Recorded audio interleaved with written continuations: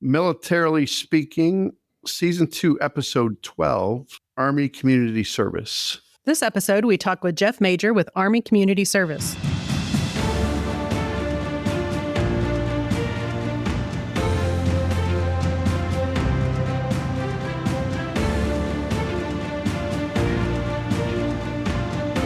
Welcome to Militarily Speaking, brought to you by Armed Forces Bank. This is Tom McLean and Jodi Vickery. I'm the Military Retail Executive for Armed Forces Bank, and I'm going to leave this one alone. Jodi is the Chief Digital Officer, which is really probably the most important job at the company. At least in my mind. Right. Yeah, no. And actually, we'll work in for Jeff's food. mind, too. We'll work for food could be an appropriate title.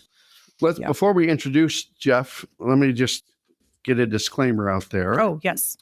The views and opinions shared on today's episode are those of the speaker and do not necessarily reflect the views or positions of the Department of War or Army Community Service. Today's speaker, Jeff Major, joined us on his own volition and was not compensated for his participation. So after going through all that, we are thrilled. Welcome. We are glad you're here. Yeah. We're glad you're here. He fought the good fight and he still showed up today. Yes. No, we're glad to have you. Jeff and I actually go way back to a prior life. So it's good. It's good to see an old friend again. I know you, Jeff, but our audience may not. So I'm going to take just a second and share a little bit about your bio with our listeners. Jeff began his military career in March of 1983, enlisting in the United States Army and completing basic training at Fort Jackson, South Carolina. He went on to attend flight school at Fort Rucker, Alabama, and was later stationed in Germany as an AH-1 attack helicopter pilot during the Cold War from 1984 to 1988. Where were you at in Germany? I was at Mainz-Fenton, just across the river from Wiesbaden. Okay, I've heard Stephen talk about Wiesbaden. Yep. He was in Gießen, I think, for a while. He was down in Gießen. Yeah, I know where that's at. Yeah, that's where I was at. Gotcha. After being grounded in 1988, he transitioned into leadership roles, serving as attack officer at the Warrant Officer Candidate School and later as an aviation maintenance officer with the 377th Medical Company in Korea. While on active duty, he earned a Bachelor of Science degree from Embry-Riddle Aeronautical University. He concluded his... Do you know where that is, by the way? I do not. Daytona Beach. Really? Yeah. That's tough sledding. There could be worse places to go attend the college. Aeronautics degree that he got, a Bachelor of Science. That makes sense. Yeah. That's like down where NASA is and stuff that they do that down there. It's a good point. Yeah. Full of good points, Tom. You're well-rounded, Jodi. I know a lot of irrelevant things.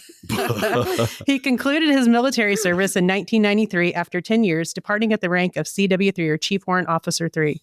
Following his transition to civilian life, he spent a decade leading teams in the retail and travel center industry before entering the financial sector in 2003. He joined a company specializing in personal loans for military personnel and became an accredited financial counselor, AFC, through the Association for Financial Counseling and Planning Education, or the AFCPE, in 2005. Over the next 20 years, he built a career in banking and lending, and for the past decade, he has dedicated himself to serving active duty service members and veterans facing financial challenges. He currently serves as a Personal Financial Readiness Specialist at Fort Carson Army Community Service, ACS, yes, Fort Carson, where he continues to support the military community with financial education and guidance. That's a good bio. It doesn't do service to all the good I know that you've done for a lot of military families over a lot of years. So it's an honor to have you on the show. You know what I learned about him? What? He loves what he does. That is true. He has loved financial education, I think, for as long as I have known him. I think he'll do it for the rest of eternity. That is probably also true. So welcome, Jeff. It's an honor to have you here. I would think most of our audience is somewhat familiar with ACS, but I don't want to assume that. I'd love for you to start by just sharing kind of a top line view of what ACS is all about with our listeners, and we'll dive off into questions from there for sure. Sure. So ACS is a little gem that, you're right, Jodi. A lot of people aren't aware of what ACS has to offer. And I have to be one to admit, before getting this position, I did not know all of the things that ACS had to provide for service members. I just went through the other day and I was counting up all of the different programs that are available at ACS. And there's 14 major ones. There's some subcategories, but we won't go into those. But it is just a plethora of things to help our service members understand or how to connect with the resources that are available. And there's a few that just jump out at me. We have the Army Volunteer Corps that is housed here. They help match up people with volunteering opportunities, either on or off post. One of the things that makes everything run smoothly is having that group of people that are willing to help. Another program that is actually under the ACS umbrella is the Exceptional Family Member Program, EFMP. They help those families that have somebody who has some additional needs connect with resources that are available either on the installation or off the installation. They also help with families that may need to have an IEP or a 504 plan. And I'm familiar with those things because my oldest daughter had a 504 plan. So I can relate to how important those things are. And that's just a medical plan for a child that has a medical situation. Gotcha. We also have employment readiness. And I have to give them a true shout out because if it wasn't for employment readiness, I probably wouldn't be sitting where I am today. The folks at Employment Readiness helped me with a resume, because it's called a federal resume, because it's much different than those civilian resumes. And I had no clue. I mean, I sent mine over, and the gal that was working with me, she kind of chuckled and she said, "We got some work to do here." And I was like, okay. Luckily, she was able to straighten me out and get me headed in the right direction. But they are a wealth of information. They do mock interviews. They help with, like I said, the federal resume and USA Jobs. They'll help you locate scholarship information. I mean, there's so much that they offer. It just, overwhelming for some people. And then one program that I wish I would have known about some years ago, and Jodi, you might appreciate it. It's called the New Parent Support Program. They actually have boot camp for dads. Yes, I would have signed Stephen up in a heartbeat. And he would not have graduated. Yes. Class number 1, when the baby cries at night, you're supposed to get up. Yes. A boot camp for moms. I mean, just this ability to help new parents. I jokingly say there is no owner's manual. Here is your new baby, and here's the owner's manual. Yes, and good luck. You just try to wing it, but they're there to help those families. And when you look at the demographics of our young service members, they tend to get married earlier. They tend to have children earlier, and they don't have a support system around them because most of the time they've moved away from home. So those are just a few of the programs. And then there's obviously a program that I'm fond of, and it's called the Financial Readiness Program. And that's to me, that's a great program just to help our service members. I like to share personal experiences, and we'll talk about that as we go through it. But that's just kind of an overview of some of the things that ACS has to offer our service members on the, and we're open to active duty retirees, veterans, wives, spouses. Heck, I tell people I'll talk with anybody as long as it helps them.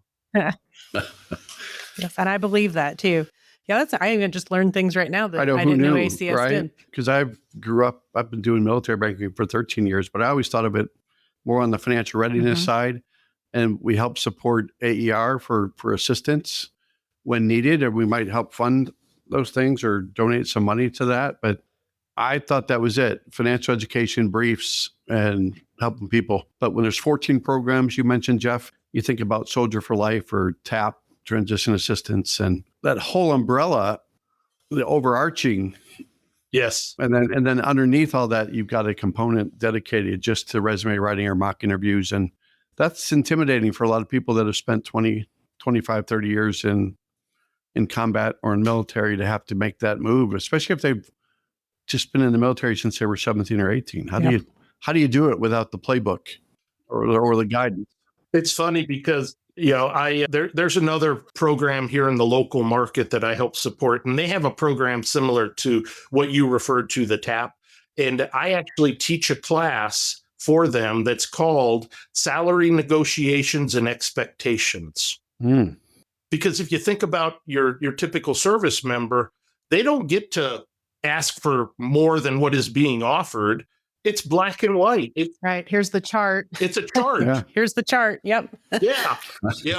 And for a service member who's coming out of the service or retiring and then wants to go to work, and they get an offer letter and they have no idea, what does all this mean? And what if it's not what I'm looking for? How do I make a counter offer? So I try to help people negotiate those things, and how do you answer those hard interview questions? So tell me, what is your biggest weakness? That's one that will always get people. Yeah, because you don't want to really give them your biggest weakness. No, you want to tell them what it was and how you overcame it. That's the secret. Yes. And with ChatGPT and other things, they're going to give you the answer that spit out of ChatGPT, and it won't be authentic. Right. So you have to figure that out, how to help your folks as they transition and set up interviews, that they've got to make it authentic, because it's too easy today for people just to get an answer spit out to them. Yeah. You mentioned SFL TAP, and I actually was a counselor over there for about a year. And I wasn't a financial counselor. I was a career counselor.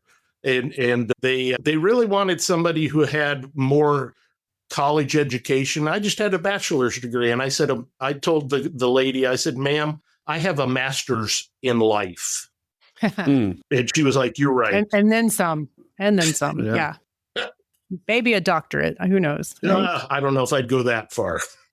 Speaking of going far, when we go back to your military life and then getting into the financial services, financial education side of the house, is how did you know? That's almost the why behind it, right? Jodi and I talked about that with our guests too, is what got you into it to a point where you knew? Because a lot of people don't know what they want. They might say, oh, I'm an engineer, I want to go accounting, IT, cybersecurity, human resources. They always think about things and they try to translate them from military life to civilian life. But how did you know education? Was it family related, or was it something else? Way back in the Cold War era days, when I was still flying attack helicopters, we all had to have additional duties. And one day the commander came to me and he said, Jeff, you seem kind of smart. We want you to be the VITA, Volunteer Tax Assistance Officer. Yeah. And so my first year, I said, okay, well, this sounds interesting. So I went off and went to a week-long course that was taught by the IRS. And it just kind of drew me in. I was like, and I learned how to help soldiers do their taxes. Granted, this is long before we had all of this electronic stuff that we have now. This is where you actually filled out the forms. Yeah, the old 1040 easy on paper. Yeah, exactly. And attached a copy of your W-2 form and fold this fold first and this fold second, and mailed it in. Yep, all the things. Yeah, so, and I continued in that position, obviously, my whole time in Germany. But then when I came back to the States, I volunteered to continue to be the Volunteer Tax Assistance Officer because it intrigued me. And what I really enjoyed about it was I was helping people with something that seemed very, very complicated, and I was educating them. So I think that's really when the foundation happened, is that experience. And then, then leaving the service and going into retail, I still did my own taxes, but I would talk with my employees because I ran travel centers that had 100 employees. Here's your W-2 forms. Make sure you file your taxes. And if you got questions, well, I'm not a CPA, but I can sure give you the foundational explanation of what they're asking for. So that's when it started. By the way, at what point, when you have that many people, employees, when do you talk about 401k or retirement and planning for that and knowing what the value of money is 35, 40 years down the road? I always tried, as I brought them on board and told them, because many of the companies that I worked for, they all had 401ks. And, like I said, that offer letter, when I would make that verbal offer to an employee coming on board and they would accept it, I'd say, okay, now we've got to finish off the requirements. We're going to actually send you an actual offer letter with all of the benefits that are included. And I would tell them, hey, one of the benefits that this company is offering is they have a 401k, and they will match, as long as you're putting in some money, they will match up to a certain percentage. And that to me was, trying to educate them. This is money for your retirement. This is so important that you start today. Yeah, you're 21 years old, but start today. 40 years from now, you'll be a multimillionaire if you keep doing it. And the worst thing that I tell them is don't cash it out after you leave the employment. Because somebody in the family, we won't mention, every time they would leave a job, they would cash out their 401k. Oh, wow. Yeah. They never rolled it. They're broke. Yeah, that hurts. Jeff, in the era of instant gratification and job hopping, it's very tough for any employment candidate or future hire to understand that. Yeah. And that feels like I think when, I won't age Jodi, but when I grew up in the banking industry, I know you're aging gracefully. Timeless. But 37 years, I mean, you had a banking career and you just did that. Yeah. And now if you're in a job for 8 months, you're about heading for retirement because you're thrilled you were there that long. Gosh, you've been here for a whole year. Hopefully longer than 8 months. Yeah. Hit it for the toaster. Yeah. So you had mentioned, Jeff, a few of the other programs, but I didn't know if there were others you wanted to mention by name, or I do want to give you plenty of runway to talk about the financial readiness program specifically, because I know that's near and dear to your heart. Yeah, I mean, there's just a couple more. We have a survivor outreach program, SOS. And so in a chunk of the financial readiness people, we help, heaven forbid something happens, but it does because that's life. We will work with the survivors to look at things from a financial perspective. And sometimes it's hard because, that's a tough time for especially a young person to go through. But we can help them understand all of the benefits that they have and make some recommendations and suggestions about, I always say I'm kind of weird when it comes to, I call it the SGLI sweepstakes. That's that life insurance policy. And I call it the sweepstakes because nobody wins. You don't win. It's the people you leave behind. They're the ones that win. You're gone. So, and it only pays out when you're gone. And we want to help them understand what are some of the opportunities and what are some of the ideas? Because a lot of them, all of a sudden, there's $100,000. The death gratuity is paid out usually within 48 hours. $100,000 just paid out. Oh my gosh, what do I do now? And that's where that program steps in and will help the service members, survivors understand some of the benefits. Yeah, no, that's a really important one because sometimes there's choices you're asked to make. I don't know about survivor benefits, but even as people are exiting the service, choices you're asked to make, and you only get one shot to make that choice, and you can't make a different choice 5 years later if you're maybe more mature, you have a different outlook. That choice is set in stone for life, and you can't go back and undo it. So especially in a situation, a survivor situation, where obviously there's other things on their mind, I'm sure, besides financial affairs, having somebody there to help them through that, I think, is really important. Yes. Yeah. That's a good one. That was the other major program. I mean, there's some others, but, I just wanted to key off of what I feel are to me, and from a personal experience, all of these, are important. I had no clue that they even existed. And when I was in active duty, ACS, that was just that building down the street around the corner. Some acronym. Yeah. There are a few of those in the military. Yeah. That, never knew all of the things that were available. I think when Jeff opened, his opening stanza was beside using the word plethora, and I really appreciate that, that's Jeff. Tom's favorite word, Jeff. Did you know that? We've used that 19 times. It's like his Easter egg in every podcast, if you go listen to them. And he nailed it. I know. Did you tell him to do that? No. Okay. But when he first started talking, he said ACS is a hidden gem. And now I'm understanding why. It has a plethora of programs. I know. Plethora. So what are you seeing today? I think this is our 98th episode. Yes. and our last one. So what are you seeing in the landscape right now of what issues are impairing or impacting our military community? We've had our guests over the several years that she and I have been doing this, from homelessness for veterans to food insecurity to mental health issues to, you name it. And most recently, the government shutdown, and then people have to adapt to that, right? And figure out how to deal with that. But what are you seeing maybe in 2025, or even what you see in the future, if you can prognosticate with your plethora of ideas? There's that word. Yeah. Twice. Oh my gosh. I think and this is me, I think one of the things that I see is a lot of our young soldiers are the new kids, the youngins, the ones that I'm their grandfather because I'm that old. Yeah.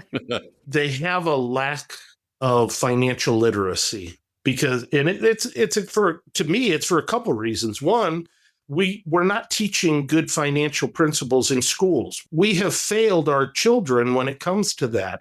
Or it might be the fact that they came from a household that didn't discuss finances and go through those things. Again, because I've been around for a long, long time, I remember when I opened my first bank account. And I came home and I said, Mom, hey, I opened up a bank account down the street at that bank. Oh, good. Well, come here. I'm going to show you how to write a check, because back in the day, we used to do those things. Huh? And this is how you record that in the check register. So now you subtract that from what is in the account. And she just goes, because my dad made the money, my mom managed the money. It was the household that I grew up in. And that is not being taught. And my own life, my daughter called me one day, this was a number of years ago, in absolute tears. Dad, I don't know what I did, but I got a notification that I'm overdrawn in my checking account. Long story short, we determined that she had written a check to the school 2 months earlier. Where do our young folks do their banking? On their phone. Yeah. So she looks on her phone and it says, you have X number of dollars in your bank account, not taking into consideration that outstanding check. Yeah. And I think that is huge for our young folks. They're not taught, is what it boils down to. And I take it personally, I want to help them understand just some of those basic concepts. What happens when you spend more than you make? Some people, how can you spend more than you make? It's those little plastic things that we have in our pockets that we swipe and we get stuff, and then we're not spending money, we're going into debt. Jodi, you'll remember this phrase, the debt snowball. Yeah. I see it so many times where these folks have used those little cards and run up balances that they can't even make the minimum payments on them now, and they're struggling. I'm also a believer in, 80% of our financial successes are behaviors.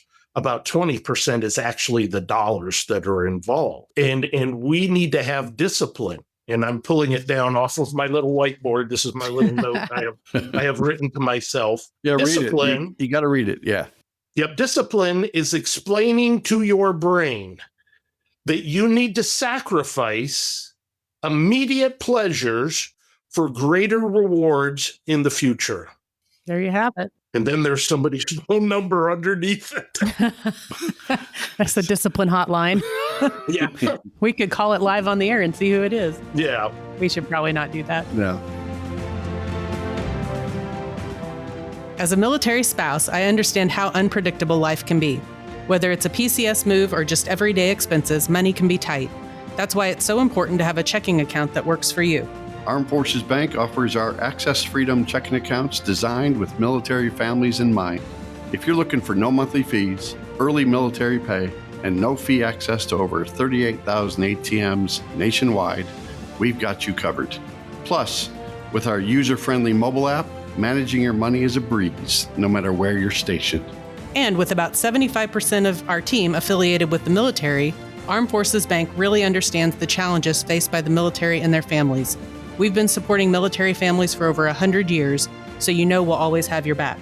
If you're ready for a checking account that's as flexible as you are, head over to afbank.com or visit a branch near you.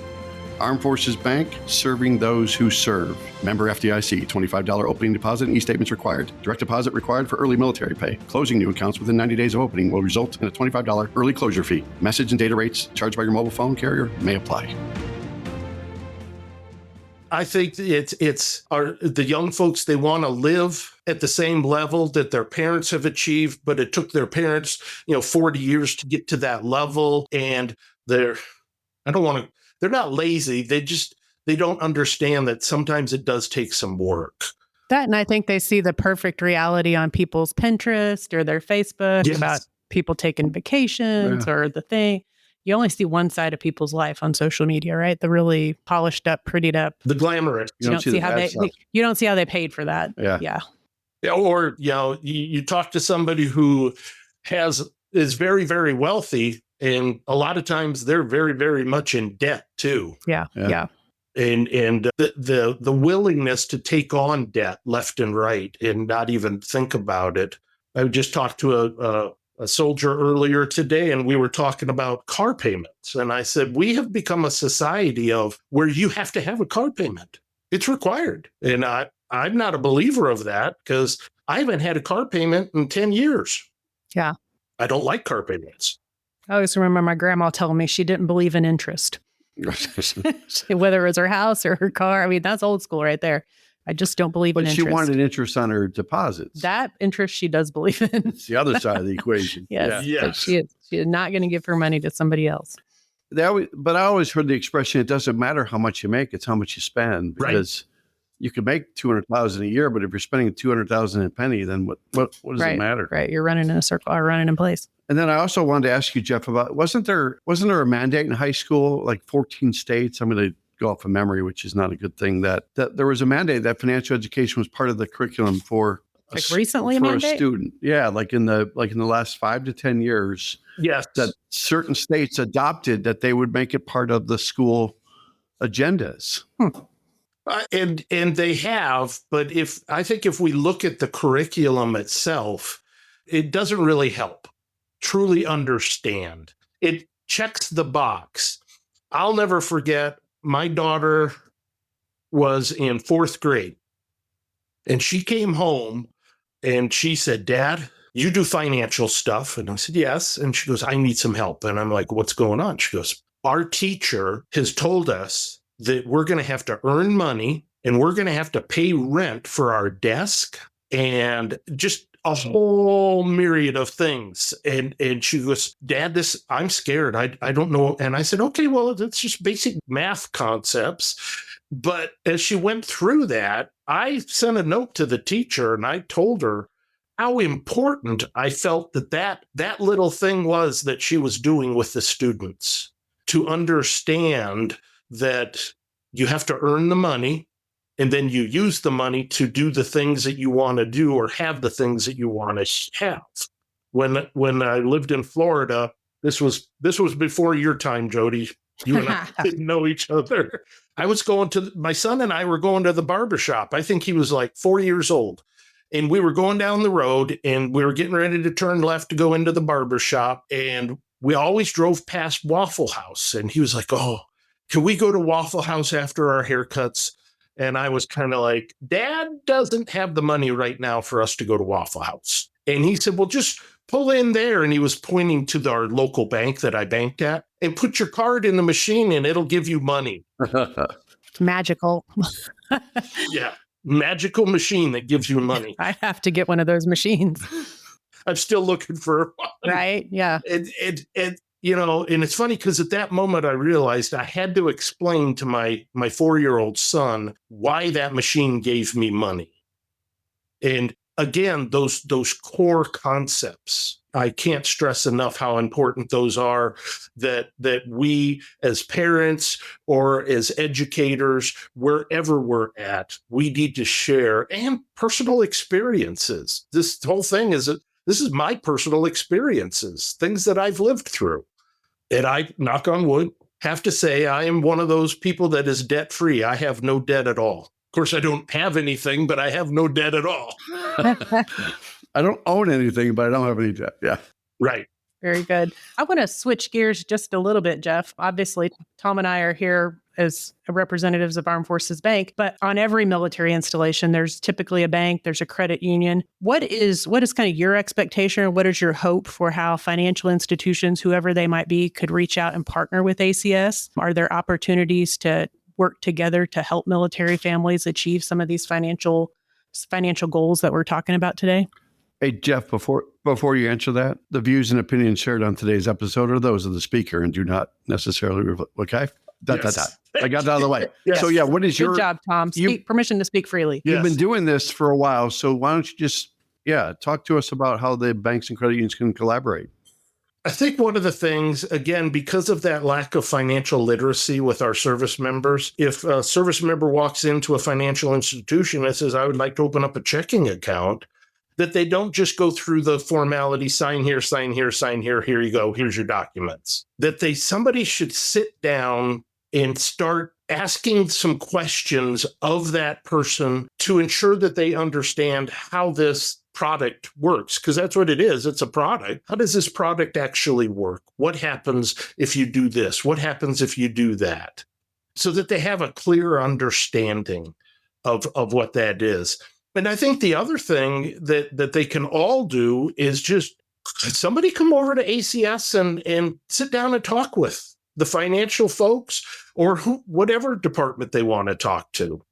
Employment readiness, I know that they stay in contact with a lot of employers to find out who's got what opportunities available. That to me, that's the key thing is working hand in conjunction and reinforcing, what those things are. If a service member wants to understand the difference between a high yield savings account and a CD, it's like when a service member walks into my office and says, hey, I want to buy a house. My first question is why? Why do you want to buy a house?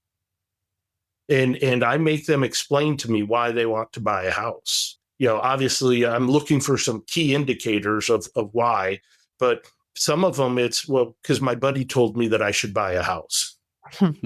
Solid reasoning. Yeah. Yeah. Your buddy said buy a house because you're getting BAH and you shouldn't be paying rent. Well, you got to look at the whole picture. How long are you going to be here? What are you going to do with that property when you move?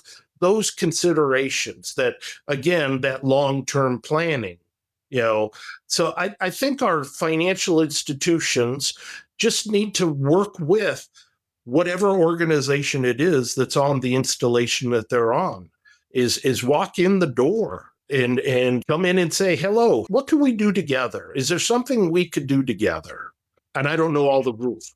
Yeah, no, I think that's right. And I think just general awareness. Yes. I mean, because even at the top of this conversation, I think Tom and I both learned something new that we didn't know maybe that ACS did. So if you're there and ACS is in your backyard, be aware of those things, because most often when somebody's in one of our branches because they have a financial need or something going on, there might be a program that if we're informed, we could send them ACS way to see if that you could help on that end of it. Yeah, recognizing the tools that are available to you and the resources. Yep.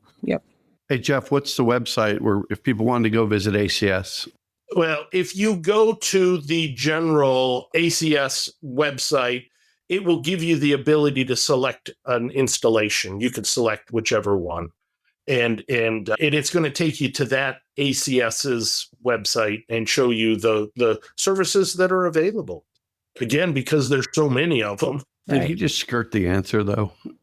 So we should Google Army Community Service, yes. And then at some point, you type in the installation either at which you're occupied or where you might be PCSing.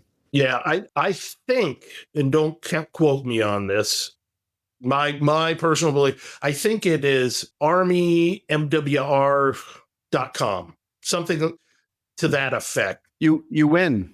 I feel like I'm in Willy Wonka, right? You win that gobstopper, right? Oh, gobstoppers are super good. Yeah.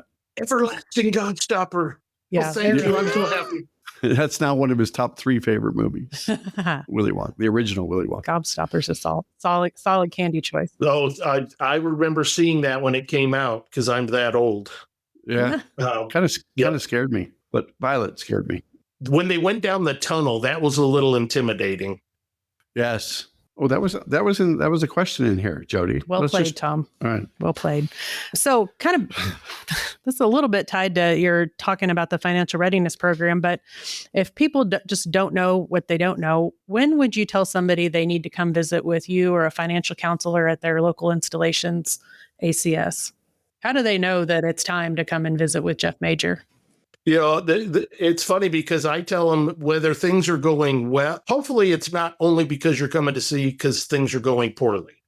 I tell them, come and see me even though things are going fantastic. And they kind of tilt their head and they're like, why? And I said, because maybe I can learn from you what you're doing that are making everything go fantastic for you. And share that information. Or maybe there's a couple little tweaks that you hadn't considered, because, my goal is to share information to help people make good, sound financial decisions. That's my little tagline that I share with everybody. What's your job? My job is to help people improve their relationship with money. And I do that by giving them information to make decisions about their money, because it is their money. So I tell them, I said, I don't care where you're at in your career. You just got here, you're getting ready to retire, or you've been retired for 5 years. I had a gentleman the other day come in. He retired 5 years ago, and he came in and he said, I just need a little help understanding some of this stuff. I said, okay, well, let's get together. Let's talk about it. We'll figure it out together. You know what? I think that's a great answer. I think information, education, sharing, giving them resources. That's all well and good. But then when they walk out of your door and they make a decision about what you've told them to do, but it's not the right decision. Sometimes failure is the best medicine and the best education. But do they ever ask Jeff to say, thank you? I still don't know what to do. Because of the way things are structured, I can't tell them you have to do this or you have to do that. Right. That's not the way our program works, is we just give them ideas to consider. You equip them with an informed decision opportunity, right? Yeah. We try to give them based on their situation, because some people will come in and they'll sit down and we'll start talking, and while we're talking, I'm obviously jotting notes to keep track, and it's amazing when you ask somebody, do you have a budget? Do you follow a budget? I call it the cash flow plan, because that's really what it is. What's coming in, what's going out, where is it going out to, and does it need to go out in those areas? And for a lot of them, they don't have anything like that. And I encourage them, you should be paying attention to where is your money going? You get to the end of the month and you got no money. Well, where did it go? And unless you're paying attention, you're not going to know.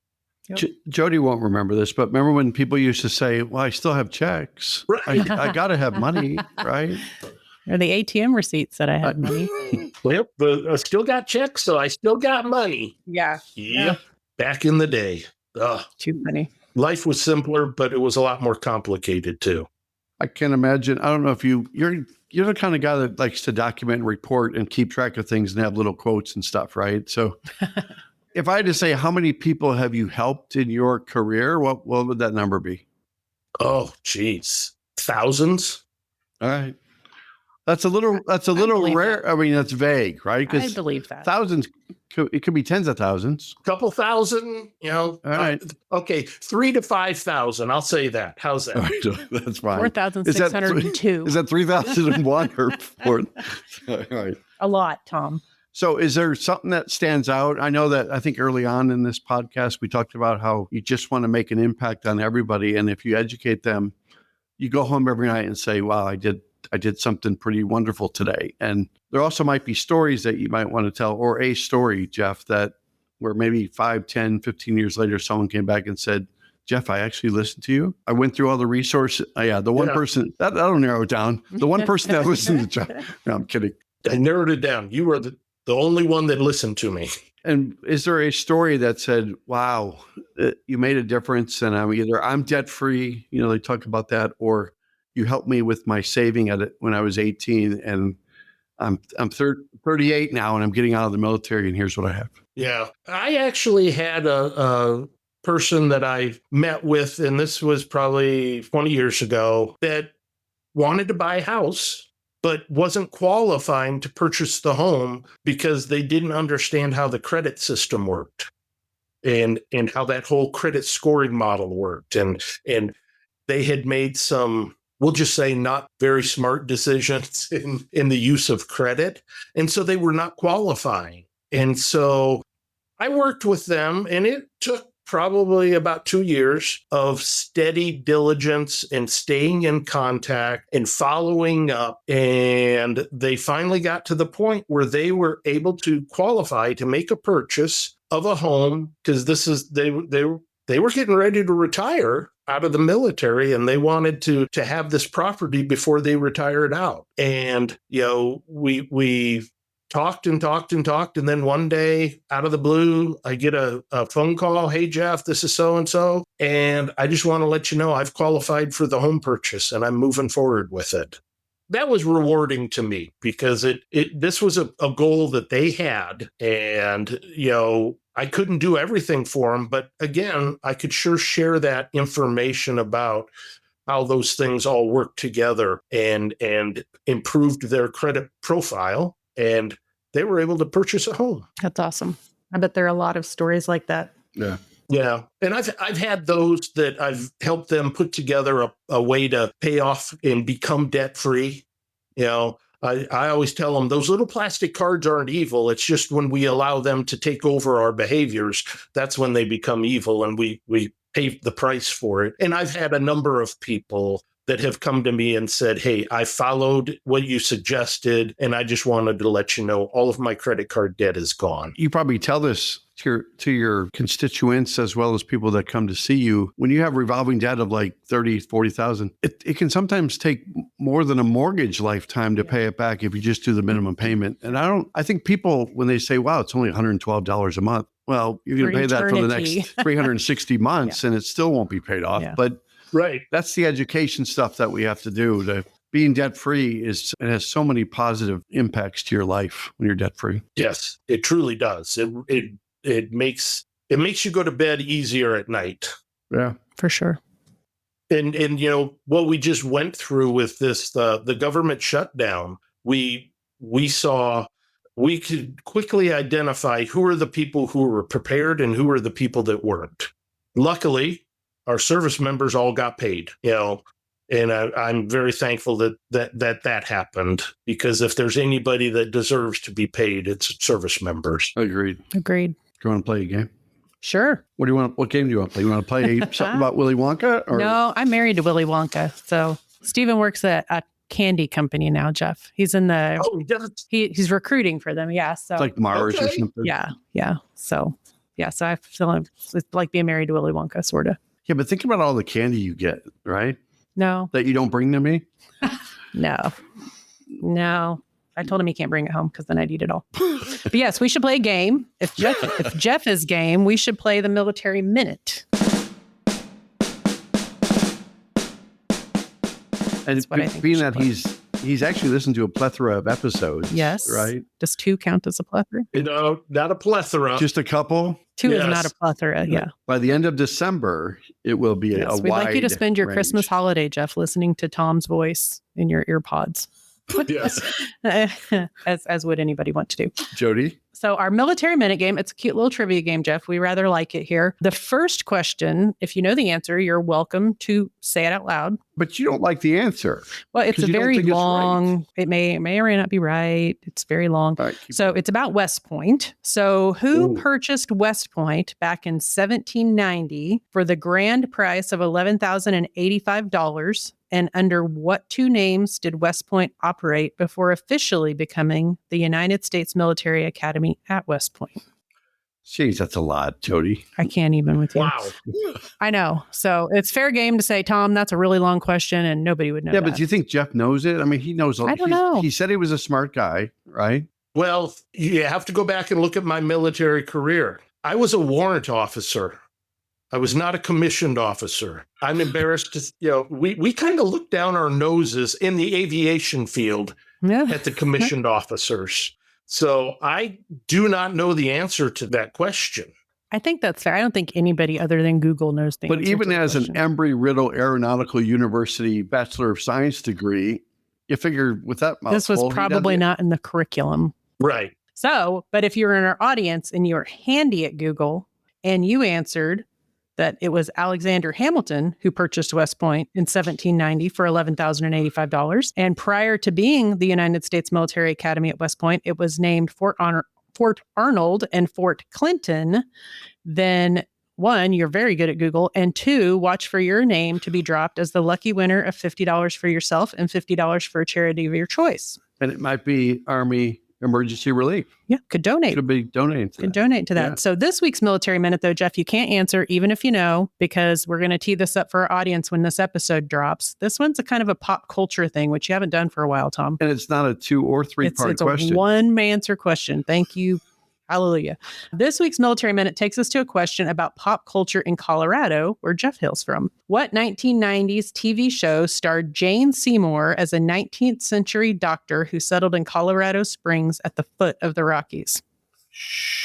Jeff is about to burst. He knows the answer. Do you think he does? Nod if you know, Jeff.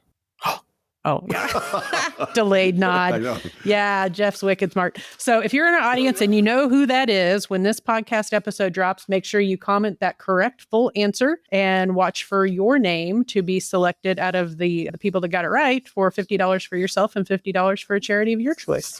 I actually probably would have known that one. Maybe. Did you ever watch it? No, but I probably would know it Just because. just because.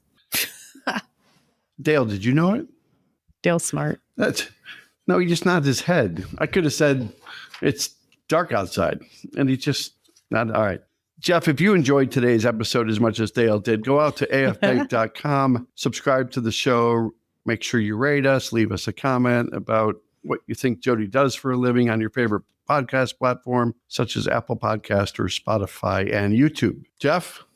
I feel honored. Thank you very much. It was Not that awesome my to see rating you matters, again, but, and yeah. I'm glad this worked out today for you to join us. Yes, and I'm glad we were able to, work through the scheduling things. Always a pleasure, and thank you so much for allowing me to, share my personal experiences over the years when it comes to personal financial challenges. Very good. Thank you so much. Copyright Armed Forces Bank, member FDIC, equal housing lender. All non-Armed Forces Bank owned apps, websites, company names, and product names are trademarks or registered trademarks of their respective owners. Their mention does not imply any affiliation with or endorsement by Armed Forces Bank of them or their products and services. They are merely used as examples of the many available apps, companies, and websites that offer similar services. Before using any app or website, you should carefully review the terms of use, data collection, and privacy policy. Apps may have an initial cost or in-application purchase features. This information is general in nature and is not intended to be legal, tax, or financial advice. Although Armed Forces Bank believes this information to be accurate, it cannot ensure that it could change. Statements or opinions of individuals referenced herein are their own, not Armed Forces Bank. Consult an appropriate professional concerning your specific situation and respective governing bodies for applicable laws, such as IRS.gov for current tax law. Armed Forces Bank, the Armed Forces Bank logo, and the Militarily Speaking logo are registered trademarks of Armed Forces Bank.